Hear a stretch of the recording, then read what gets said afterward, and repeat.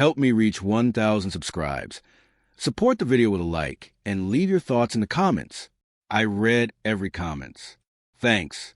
I didn't marry Elizabeth expecting perfection. I expected effort, honesty, and the quiet comfort of knowing the person beside me was choosing me back. For 12 years, I thought that was exactly what we had. We built routines, shared jokes, argued about nothing, and learned how to sit in silence without it feeling heavy. That's what grown love looks like, or so I believed. Looking back, the signs weren't dramatic. They were subtle, almost polite. Elizabeth started guarding her phone like it contained state secrets. She laughed a second too late at my jokes, as if she had to remember she was supposed to. When I touched her, she didn't pull away, but she didn't lean in either. It felt like hugging someone who was already leaving. I told myself not to overthink. Work had been stressful for her. She said that every night. I picked up more chores, cooked more dinners, asked fewer questions. I thought patience was loyalty.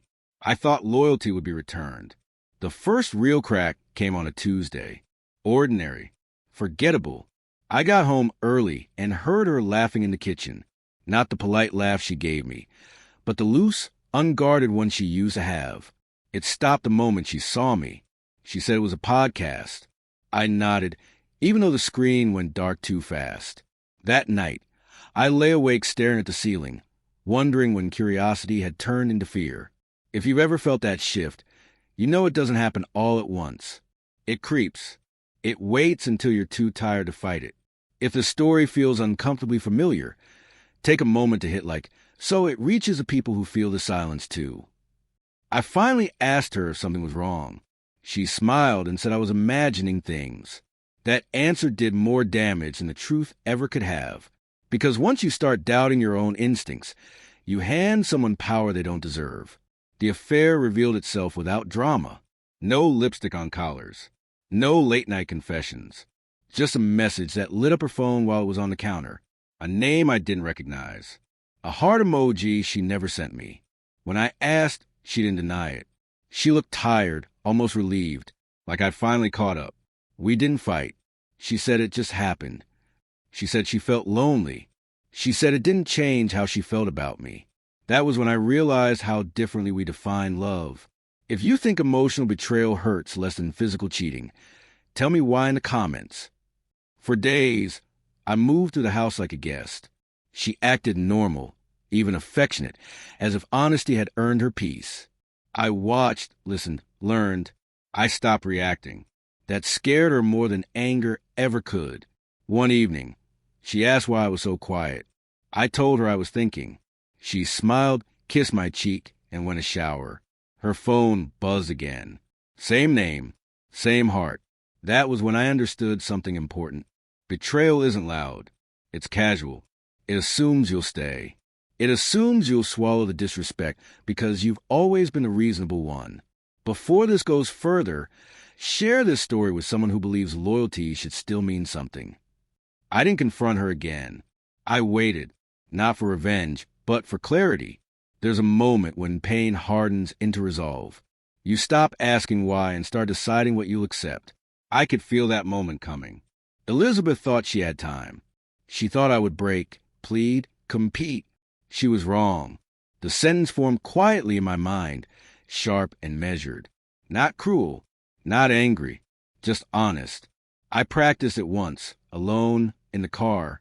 By the time I walked back into the house, I was ready to say it out loud. And when I finally spoke, it wasn't the betrayal that froze her.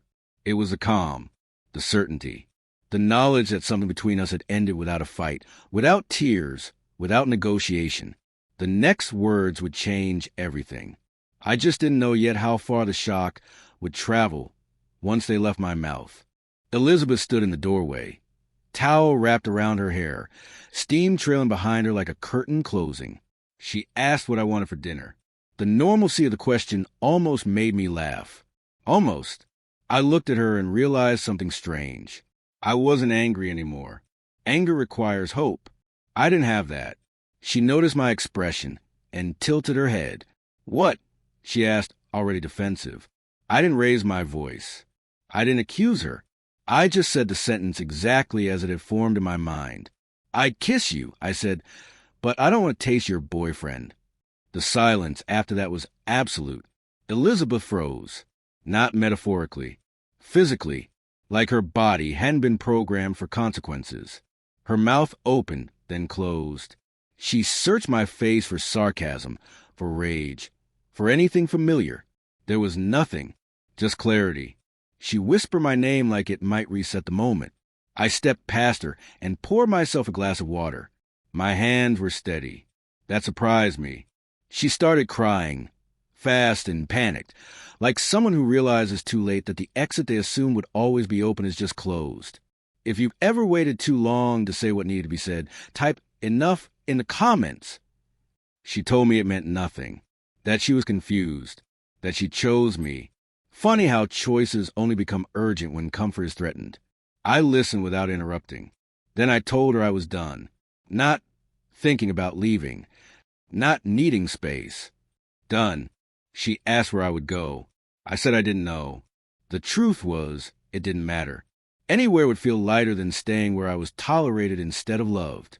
That night, I packed a bag.